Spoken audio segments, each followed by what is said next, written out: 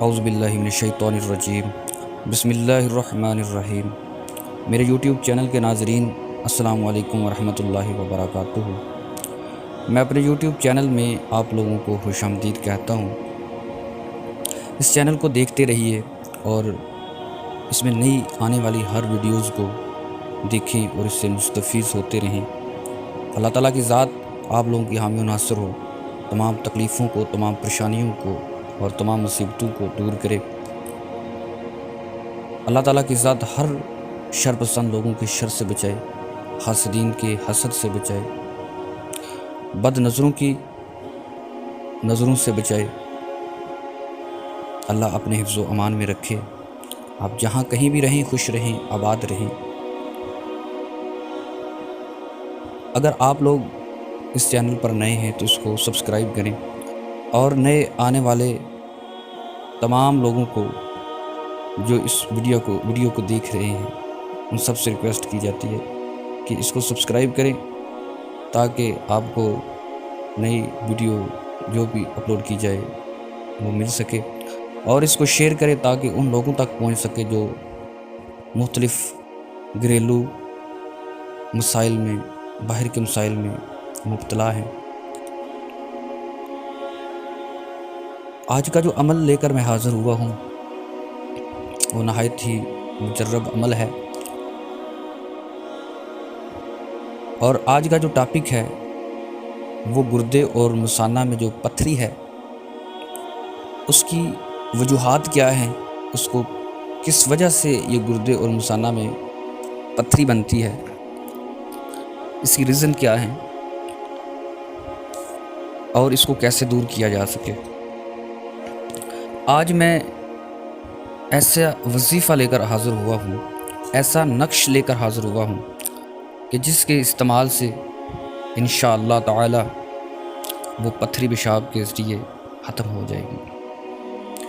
اللہ کے کلام میں شفا ہے۔ لوگ ڈاکٹروں کے پاس بھی جاتے ہیں، جانا چاہیے کیونکہ دوا بھی بہت ضروری ہے، لیکن اس کے ساتھ ساتھ اللہ کے کلام کو انکار نہیں کیا جا سکتا۔ اللہ کے کلام کو وہی مستفید ہو سکتا ہے جس کو یقین ہوگا۔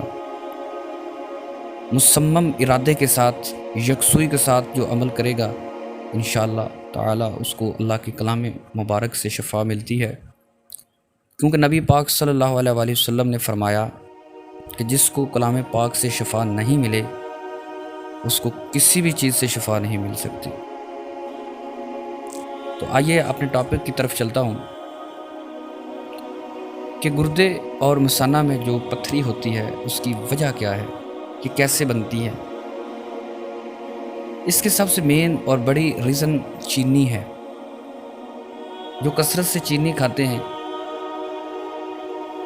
ان کو پتھری کا سبب بنتا ہے۔ چینی سے ہی کیوں پتھری بنتی ہے؟ چینی میں چونا استعمال کیا جاتا ہے رنگ کاٹ کے لیے، کیونکہ چینی گڑ سے بنتی ہے اور گڑ کا کلر اور ہوتا ہے لیکن چینی بالکل وائٹ ہوتی ہے، تو اس میں چونا استعمال کیا جاتا ہے۔ تو چونے کے استعمال سے چینی کا کلر وائٹ ہو جاتا ہے۔ تو جب آپ وہی چونے کی استعمال کر رہے ہیں تو آہستہ آہستہ آپ کے گردے میں وہ ٹھہرتا رہتا ہے، ایک وقت آتا ہے کہ وہ اپنا کام کر دکھاتا ہے۔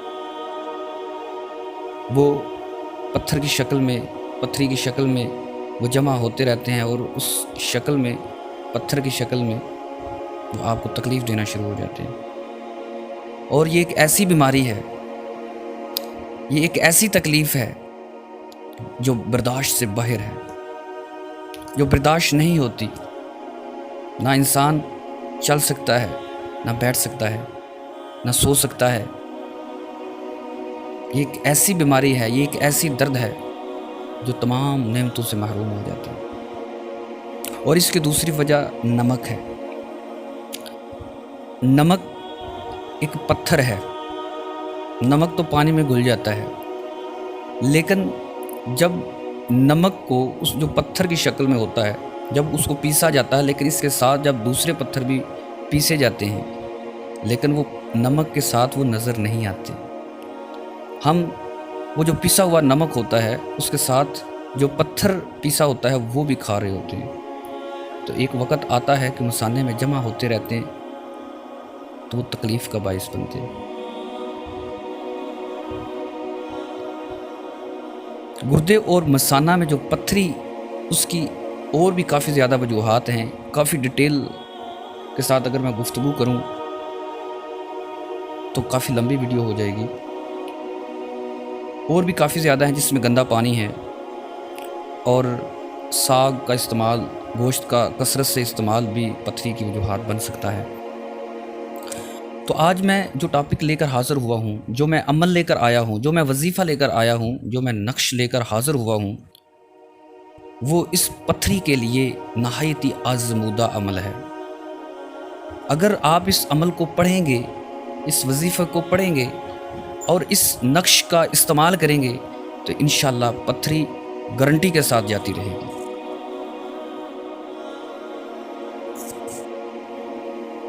جو شخص اس بیماری میں مبتلا ہے وہ پریشان نہ ہوں. وہ روزانہ کی بنیاد پر اول آخر 3 دفعہ درود ابراہیمی پڑھے اور درمیان میں سورہ علم نشرح 7 مرتبہ پڑھے. پانی پر دم کر کے پیے اور اپنے گردے یا مثانے جس جگہ میں بھی پتھری ہے وہاں پر بھی دم کرے اور وہ پانی پی لے. روزانہ یہ عمل کرے جب تک آپ کو شفا نہ ہو. یہ عمل کرتے رہیں. ایک وقت آئے گا انشاءاللہ وہ جو پتھری ہے وہ آپ کے پیشاب کے راستے ختم ہو جائے گی، نکل جائے گی. یہ تھا وظیفہ، اور میں اس کا ایک نقش بھی لے کر حاضر ہوا ہوں. وہ نقش آپ کو سکرین پر نظر آ رہا ہوگا کہ یہ نقش سنگ مثانہ ہے، اور ایک نقش درود شفا کا نقش ہے. اگر یہ نقش استعمال کریں انشاءاللہ جو پتھر ہوگا، پتھری مثانے میں ہو یا وہ گردے میں ہو یا پتے میں ہو، جہاں کہیں بھی ہو انشاءاللہ ختم ہوگا. تو یہ سب سے پہلے جو نقش سنگ مثانہ ہے، تو اس طرح کا آپ نے ایک ڈائیگرام بنا لینی ہے جس میں آپ 1 لکھیں گے، پھر 4، پھر 6، پھر 9 اور 10. اور دوسرا جو نقش ہے، یہ سب سے پہلا جو کارنر ہے جہاں پر لکھا ہوا ہے 654، پھر 455، 654، 655، پھر 656، 57، 658. جہاں جہاں سے بھی آپ کو ایک ترتیب جو نظر آ رہی ہے، اس ترتیب کے مطابق آپ اس نقش کو فل کریں. یہ نقش کی چال ہے. کوئی بھی نقش ہوتا ہے لوگ اس کو ویسے ہی جہاں سے دل کیا اس کو بھرنا شروع کر دیتے ہیں، تو ایسے اس نقش کا جو اثر ہے وہ نہیں ہوتا. تو جو آپ کو جس ترتیب سے بتایا ہے اس نقش کو، اسی ترتیب سے آپ اس کو فل کریں. کسی پیج پر لکھیں اور لکھ کر روزانہ کی بنیاد پر اس کو پانی میں ڈبو کر، پانی میں دھو کر پی لیں. اور جو آپ کو وظیفہ بتایا وہ اس میں دم کر کے اس کو پی لیں. اور آپ اس کو چینی کی پلیٹ پر بھی لکھ کر پھر اس کو دھو کر وہاں پر پانی ڈال کے بھی پی سکتے ہیں. تو انشاءاللہ اس کے استعمال سے آپ کو ضرور فائدہ ہوگا. اس کی جو درد ہے انشاءاللہ اس کی جو درد کی شدت ہے وہ ختم ہو جائے گی، اور آہستہ آہستہ وہ جو بھی پتھری ہے گردے اور مثانہ میں وہ انشاءاللہ ختم ہو جائے گی. پیشاب کے ذریعے وہ نکل جائے گی. مجھے امید ہے کہ آپ کو یہ ویڈیو پسند آئی ہوگی. مجھے اجازت دیں، نیکسٹ عمل کے ساتھ پھر حاضر ہوں گا. اللہ حافظ.